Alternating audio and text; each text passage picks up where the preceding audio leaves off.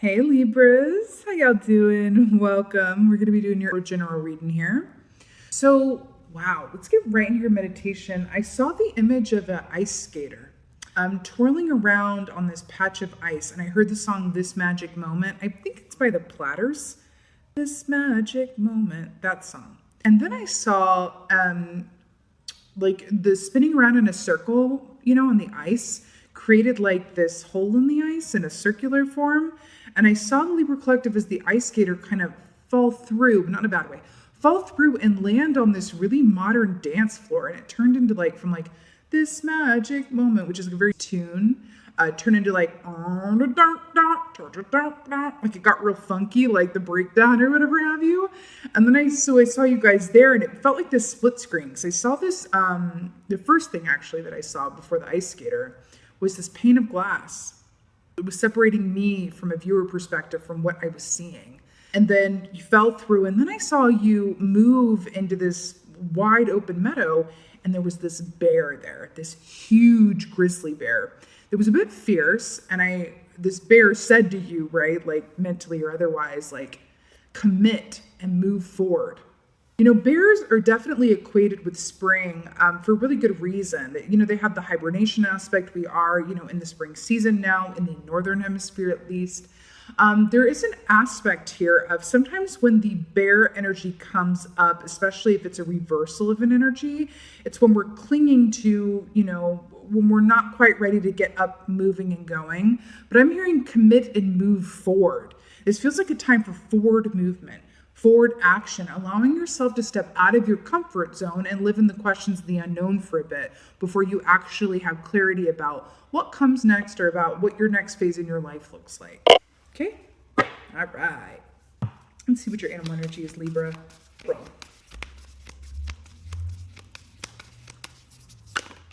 Oh, soke. The crow. Can I tell you a story and a secret? You guys are the last reading that I'm doing for this vids, and no one else has gotten the crow. Hi. I love an air energy for an air sign. And this equates to the high priestess, right? Which is about clicking in with your intuition from a place of curiosity and openness and acceptance, right? It's your intuition really coming to the forefront there. But it's interesting too with the crow, because crow medicine is about messages, signs, symbols, communication, and truth. Now, what I really love about crow energy in particular is crows, medicinally speaking and energetically, they speak out whenever there is an injustice or an imbalance that's detected. If something's unfair, if something needs to be said, right? If someone's holding something back, it's like, speak it with your chest, call, right? Crows are very up in your face. So I love that this is coming forward after seeing the bear in your meditation, which was a bit like move forward and commit and move forward without hesitation, right?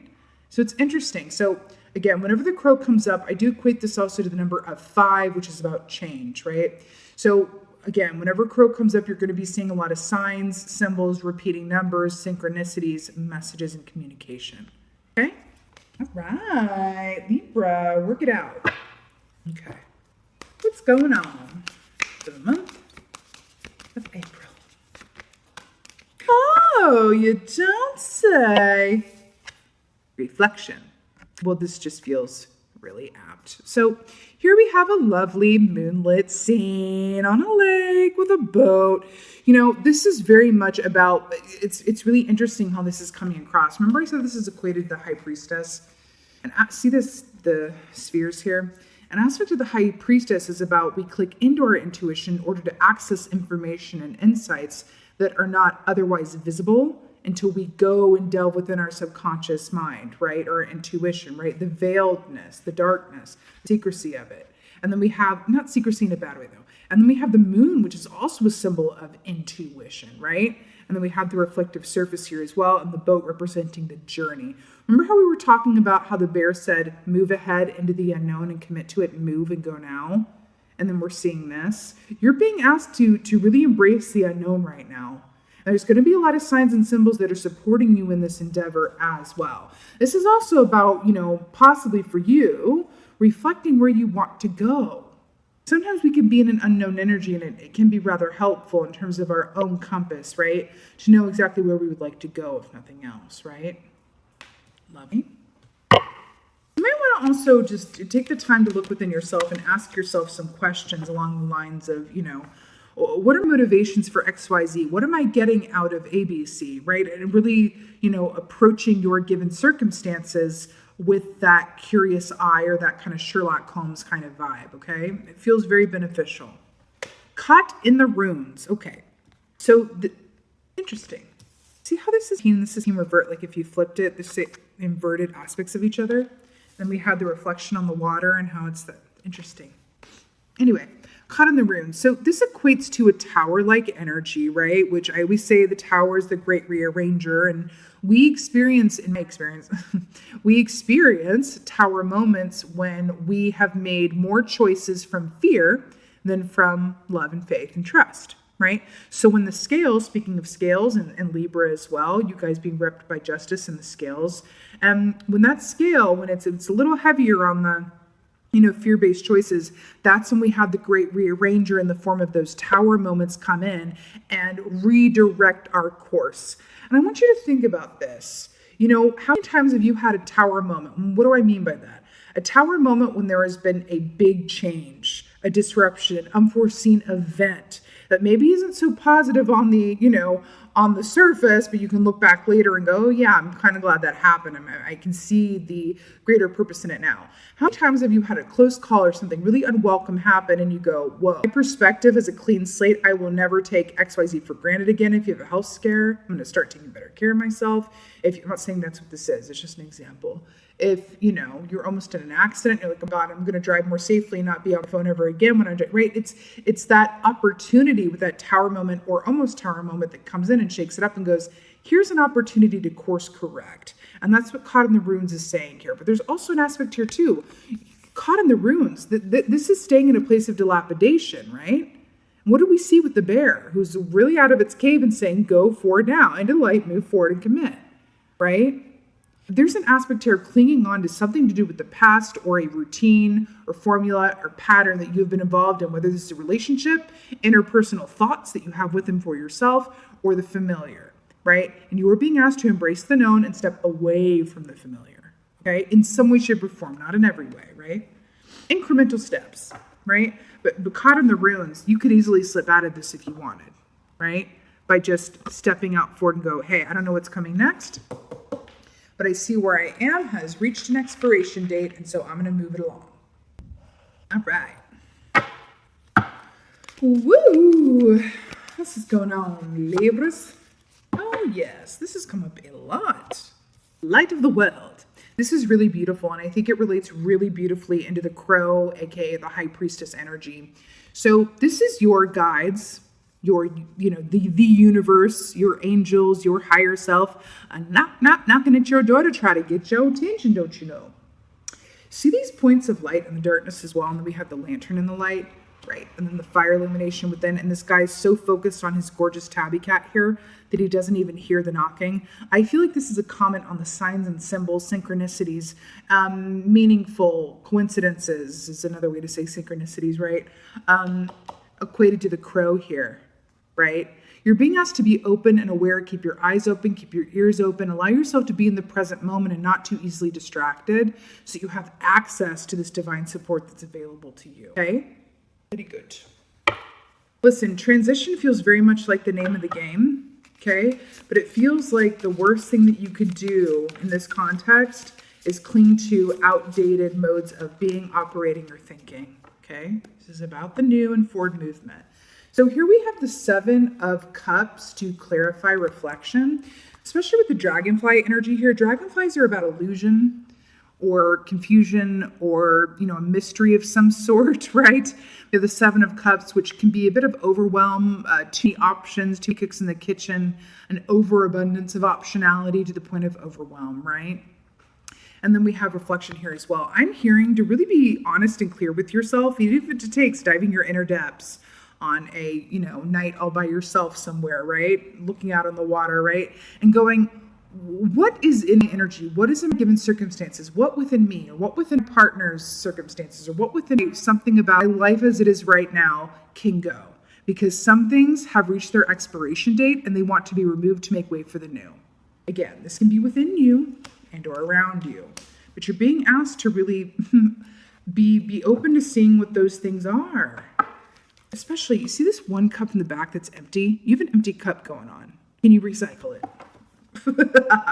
Can you recycle? Remember when I saw the ice skater and was making a circle in the glass and fell through? Yeah, something wants to be recycled and released. Caught in the runes. Yeah. So to clarify, caught in the runes is the Eight of Swords. Very similar energy here, right? So Eight of Swords, my darling and wonderful fellow air signs. This is analysis paralysis. Air signs are quite good at this energy. We're professionals. And, this is about that mental prison, right, that you create and thus only you can escape from, right?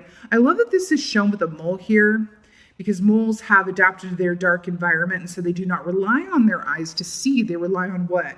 Their senses, which I feel like is another, hearkening back to this crow, this high priestess energy here as well. Are you willing to see what is no longer working? Question mark.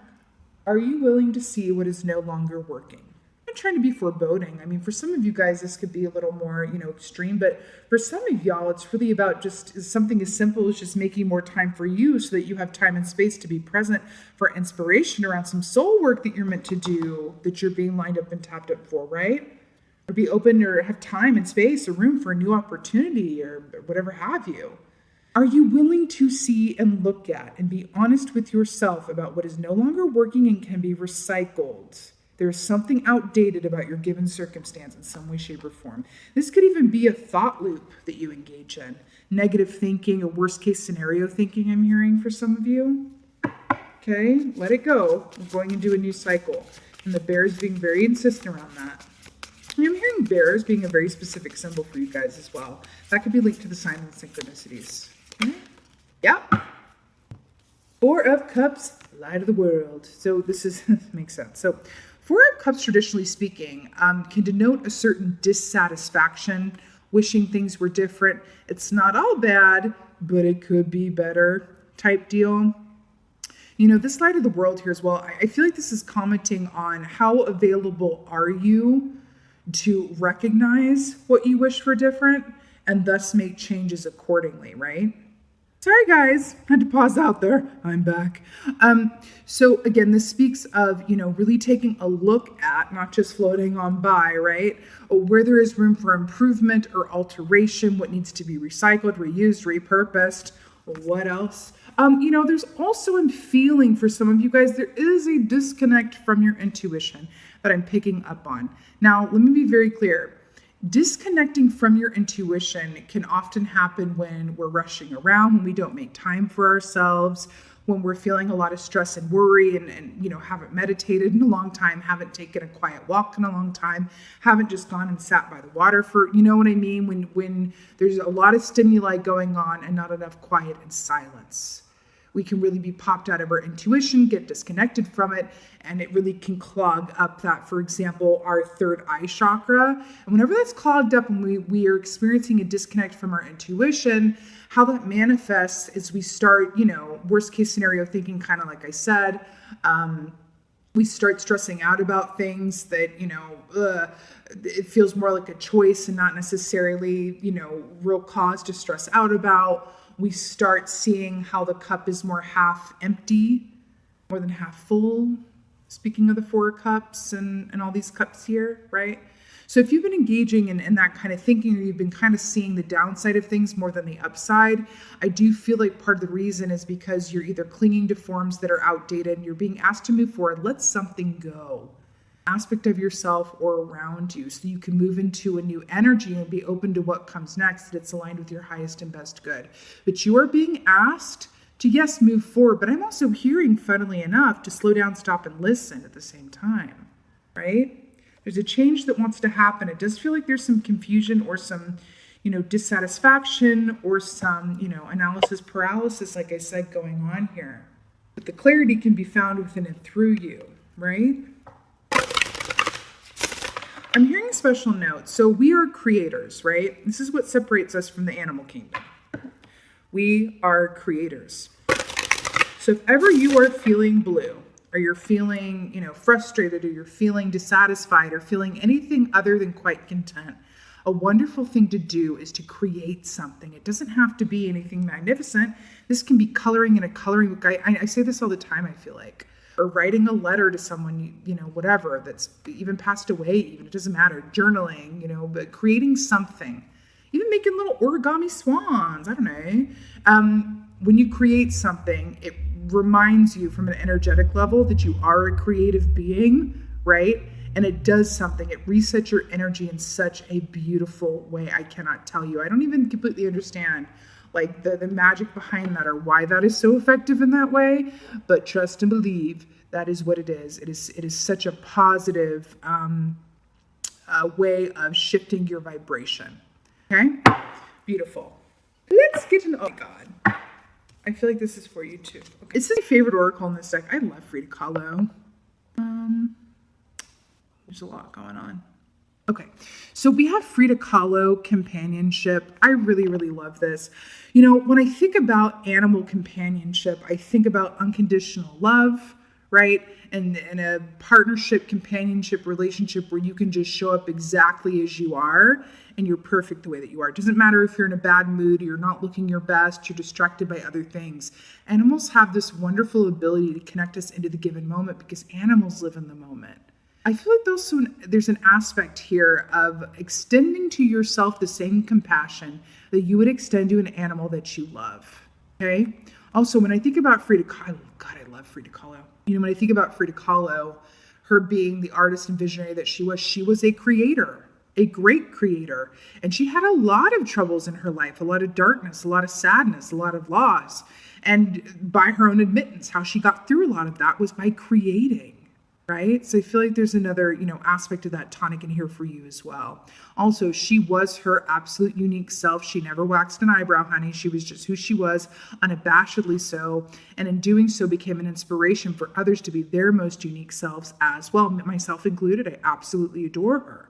Right? So there's an aspect of that for you as well to come in to say, along with the crow, use your words, communicate clearly and effectively. Be honest with yourself about where there's rooms for improvement and what you might be holding on to that wants to be let go of, expired, served you up until this point, but now has no place in the future. And you'll feel that out and know what those things are. Again, whether it's within yourself or in your given circumstances. There's an aspect here too of like the light of the world and like the guides and universe, like giving those signs and symbols and messages. Animal messengers, back to the crow as well. I'm really getting a special note with this, that a lot of your signs and symbols are going to be through animals, animal imagery, hearing about animals, your own animals, something to do with that. And I feel like I just saw it on the timer, number of change. I also feel like for some of you guys, bear energy. I'm telling you, look out for the bears, people. Also, sorry, there's a siren about to come on by.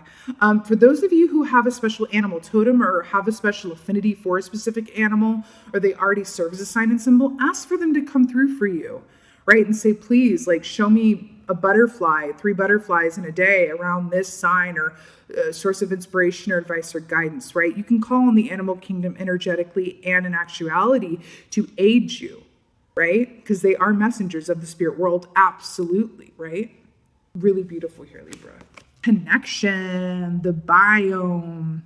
See how this kind of looks like the dilapidated, what is this? Of this, how it kind of looks like that. Do you see this circle here? Remember I saw that ice skater skating on the rink and then cutting through the ice and falling in somewhere else and then going to the bear as well. Really fascinating here. Connection. I feel like you're being asked to observe your connection to not just with the high priestess with the crow here, but your points of connection in general. What are you connected to? Who are you connected to? And in doing so, what you might have become disconnected from, meaning your intuition or something else, right, are going to become more clear. Sometimes it's the absence of something is made more clear by focusing on what is present, right? Interesting. An example of this. What am I, meant to be focusing on at this time is a question, right? What's my highest and best good to focus on? Alignment with the highest and best path and soul's purpose, right? And I go, well, I don't know. let me think about what would not be on that list. Well, I'm not going to focus on this. I don't want to do this anymore. And sometimes just taking the time to kind of, mark that out and beat that out in your mind can also illuminate, well, not this, but what's the opposite of this? Or what's something that is on this not list that reminds me of something that is, on the potential side of the yes list, right? So just being clear on your points of connection, how they relate to each other, and also in terms of the, circular cycle here of, why you're here in your relationship to your time on earth, your soul's purpose, right? I'm hearing a quote, and I have this book right next to me. Where is it? Oh, it's right here. Okay. So the book is Illusions, The Adventures of a Reluctant Messiah, an inspirational classic of profound and enduring wisdom by Richard Bach. I've read this many times. I'm feeling the need to read it again. I'm going to recommend it, I think, for a book recommendation for the month in the newsletter. And I saw this quote on the back, and now I'm hearing to give it to you. So, here is a test to find whether your mission on earth is finished. If you are alive, it isn't. And then we have the feather here, and you did get the crow. Okay, one more time. Here is a test to find whether your mission on earth is finished. If you're alive, it isn't. That's for you, Libra. Okay, I'm sending you so many love and blessings. I so hope that this helped and resonated. If so, would you do me a huge favor and let me know in the comments below? Please let me know how you're doing. What's going on? How are you faring? How are you feeling? We're coming off a really intense year, moving into a new season of the in-between and, a new cycle just around the corner here. Please let me know how you are. I want to hear. With that being said, just thank you again. Thank you so much for being here. And most of all, and always, thank you for being you. And be well. Until next time.